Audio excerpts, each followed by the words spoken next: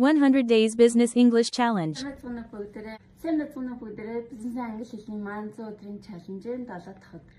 Эхний үг маань meeting. Энэ уулзалт гэсэн утгатай. Meeting гэдэг нь хүмүүс ажил хэрэг төлөвлөгөө эсвэл шийдвэрийн талаар ярилцахаар цуглах үйл явц юм. For example, we have a meeting with the manager this afternoon.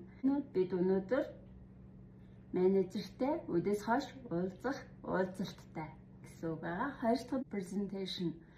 Танилцуулга. Presentation гэдэг нь хүн мэдээллийг бусдад дамжуулах, танилцуулах үйл явц юм. For example, she gave a presentation about the new project. Тэр эмэгтэй шинэ төслийнхаа танилцуулгаар танилцуулга хийсэн. Гурав дахь үг маань report. Маань тайлан. Report гэдэг нь нөхцөл байдал, үйл явдал эсвэл төслийн талаар мэдээлэл өгдөг баримт бичиг юм. The manager asked for a monthly report. Менежер сарын тайлан нэгсэн.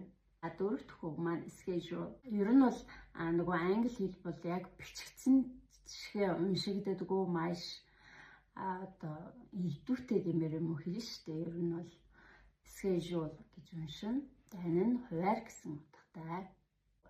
Schedule гэдэг нь үйл явдал эсвэл ажлын цаг хугацаа дарааллыг харуулсан төлөвлөгөө юм.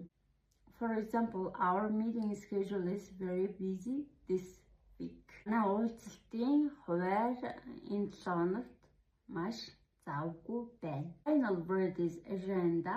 Хэлцэх асуудлын жагсаалт.